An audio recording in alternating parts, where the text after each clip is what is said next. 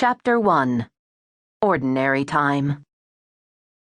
I awake before the alarm sounds. It's early, 5:30 early, the dreamy time of pre-dawn when the golden light softens what's real, blunts the sharp edges of daily life. It's in these quiet moments when my perspective is the most forgiving, zen-like. There are many paths that lead to happiness, this enlightened outlook reminds me, knocking out of the way my judgmental point of view that admonishes me for making wrong turns. For a few breaths, inhale, exhale, inhale, I'm free from my blundering. Then the alarm blares. I roll onto my side and reach over my husband, Tom, to hit snooze. Still enjoying the gauzy calm, I kiss the top of his arm, give his scruffy head a rub, and put my face in front of his. Time to wake up, sleepyhead. Ah, he groans. Too early. I know, I agree. Where are the critters? Tom asks, referring to our twin 4-year-old boys who burrow their way into our bed each morning. Still asleep. Hilarious, right? It's hilarious because the boys are crack of dawn early risers. But today happens to be the first day of preschool for Dominic and Danny, and neither of them is as excited about it as I am.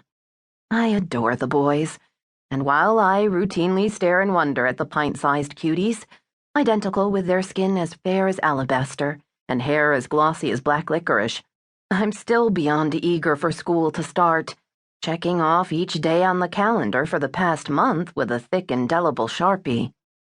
If the morning goes according to plan, in exactly 4 hours, I'll be sans children for the first time in 9 years, sipping the frothy goodness of a venti vanilla latte and savoring the sweet, warm dough of an apple fritter.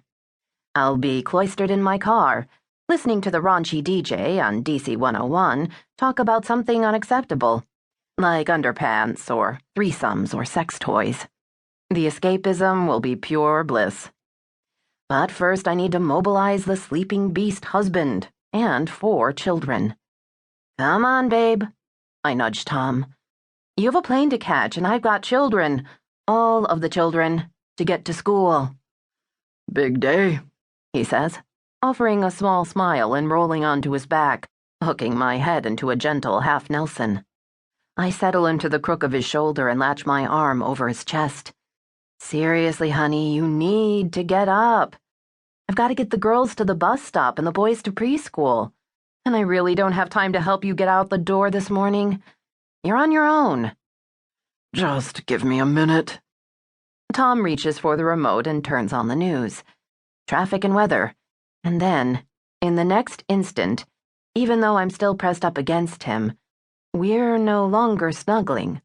It's more like a judge has just issued a heavy thud of his gavel, delivering a guilty verdict, sentencing me to life. On the screen is a photo of my ex-boyfriend.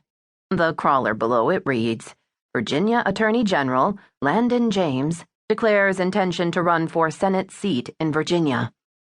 Landon James, the darkest of the many wrong paths I've taken. The golden hue of the room brightens to white. The soft edges render into right angles.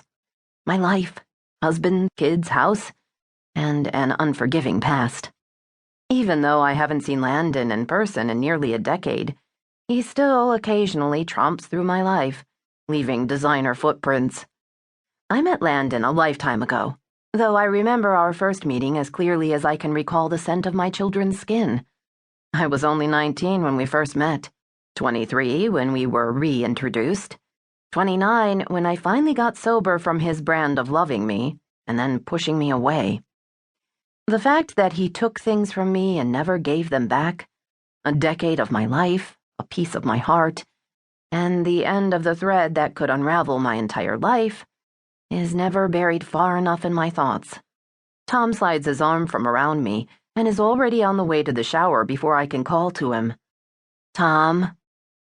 Nothing like seeing Boy Wonder first thing in the morning, Tom grumbles before he turns on the water. On an empty stomach, too, I call over the shower's noise, using the technique I've now perfected, siding with my husband no matter what. Years ago, there was one argument, the nadir of Tom and my mud wrestling over Landon.